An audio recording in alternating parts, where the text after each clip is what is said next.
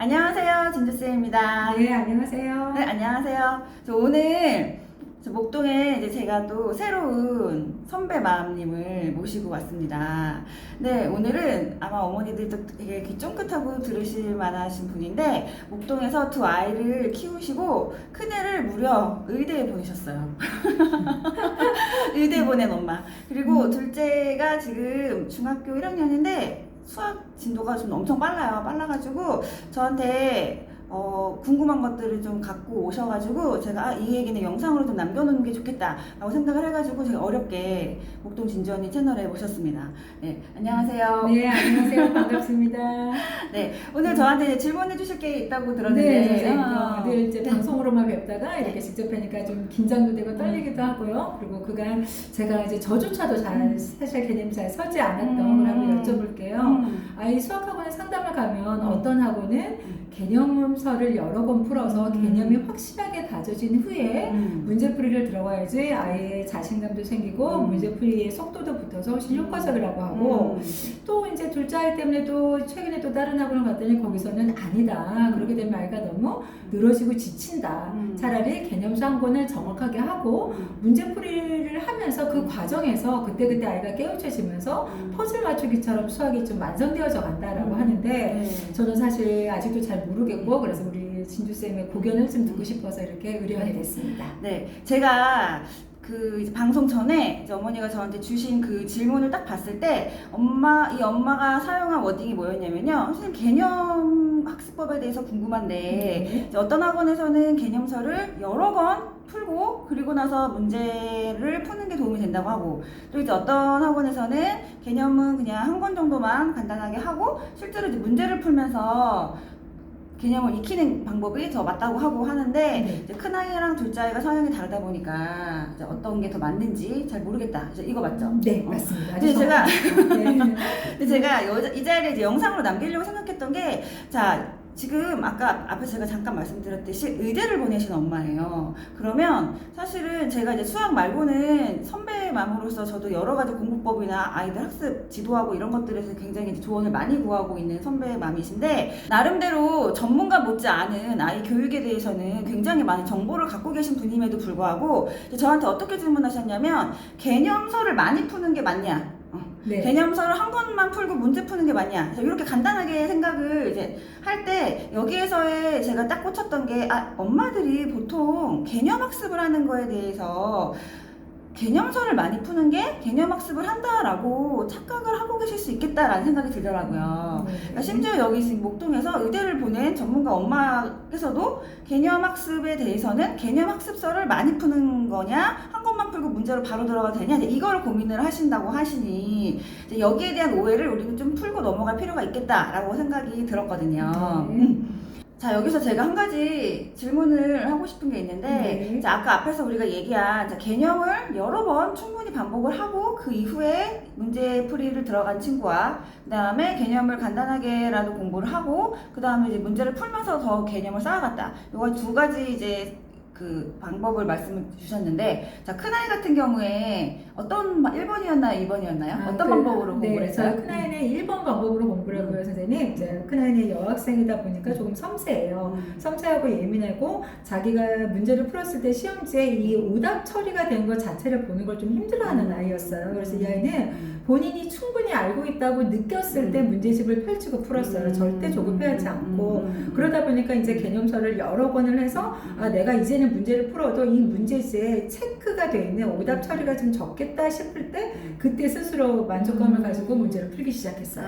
여러분 잘 드셨나요? 의대간 학생의 공부법이었어요. 근데 지금 여기에서 우리가 가장 메인으로 생각해야 될 거는요. 개념서를 몇 번을 풀었다. 개념을 몇 번을 반복했다. 사실은 이게 중요한 게 아니고요. 개념서를 여러 번 풀었던 개념서를 한 권을 풀고 문제를 바로 적용했든지 간에 사실은 여기에서 중요한 건 그게 중요한 게 아니라 이제 올바른 개념 학습이 뭐냐 이거부터 우리가 좀 정하고 가는 게 필요한데 지금 아까 큰아이 같은 경우는 본인이 이제 개념을 충분히 이해하기까지 여러 권의 연습이 필요했기 때문에 그렇게 연습을 거쳐서 내가 그 이해한 개념을 이제 문제에 적용시켰다. 거기까지 그런 방법을 공부를 한 거고 두 번째 아이 같은 경우는 남자친구죠. 네, 큰 아이는 둘째 딸이죠. 남자예요. 네. 아마 남자친구들 같은 경우에는 수학적 머리가 좀 더 빠른 아이들이 있어요. 네. 그래서 그렇게 개념을 여러 번 반복하지 않아도 본인 스스로 어느 정도 개념이 빨리 이해가 되는 또 아이의 역량에 따라 성향에 따라 그런 친구들도 있거든요.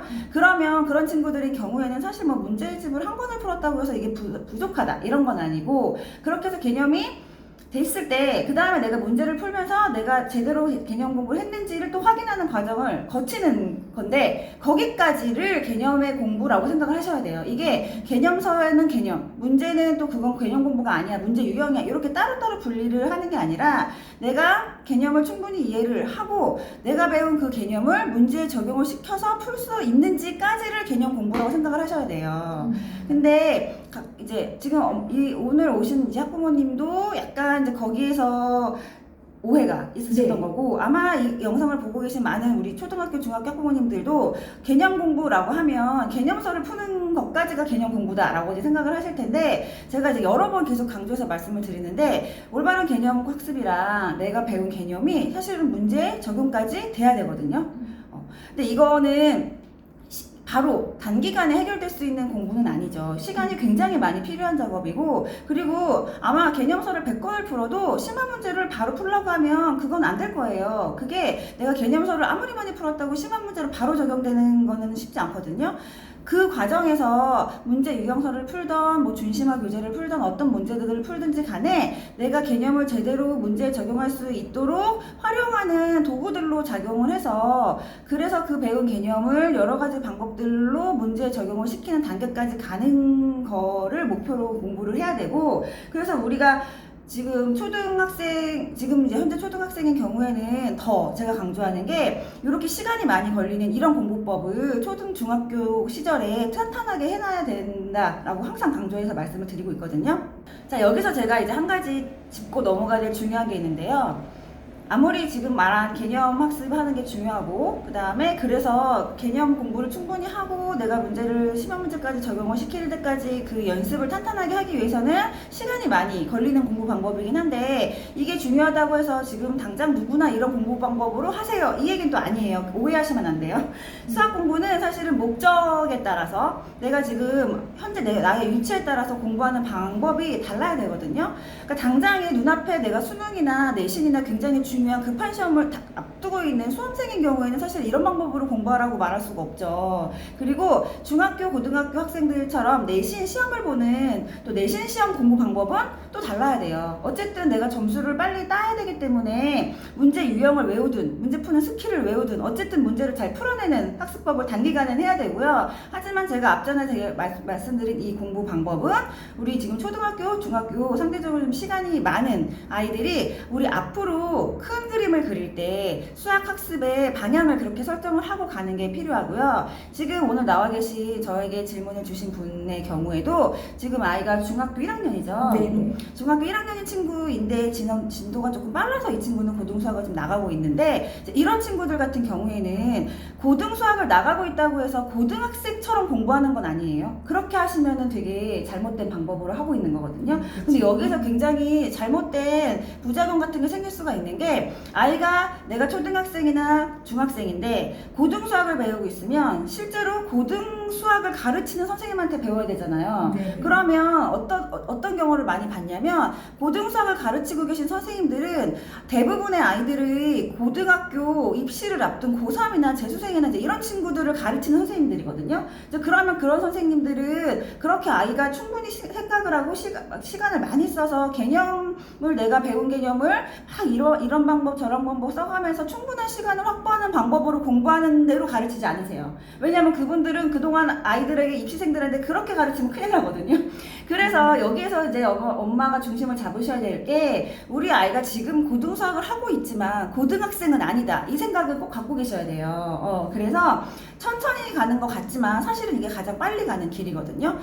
아까 앞에서 큰아이 성공 사례 우리가 얘기 들었을 때 제가 딱 포인트를 잡았던 게 이 친구가 개념을 공부하는 데서 되게 탄탄하게 시간을 많이 썼기 때문에 뒤에 가서 빨라질 수 있었다라는 게 좀 보였어요. 한번 이제 경험이 있으셨던 것처럼 우리도 방향을 그렇게 가는 게 맞다라는 이야기를 저는 강조해서 하고 싶습니다.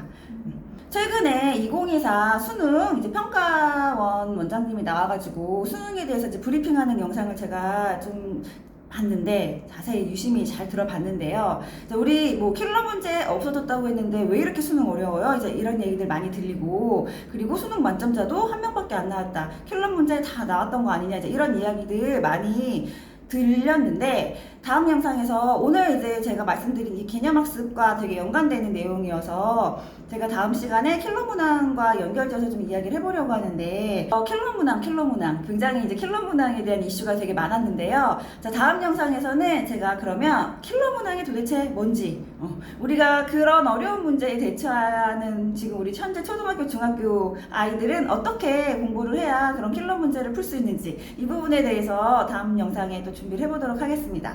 자, 오늘 어떻게 도움 되셨나요? 네. 저는 많이 답을 얻으셨나요? 네, 선생님 아주 감사했습니다. 저는 다음 시간에 더 좋은 주제로 또 찾아오겠습니다. 감사합니다. 감사합니다.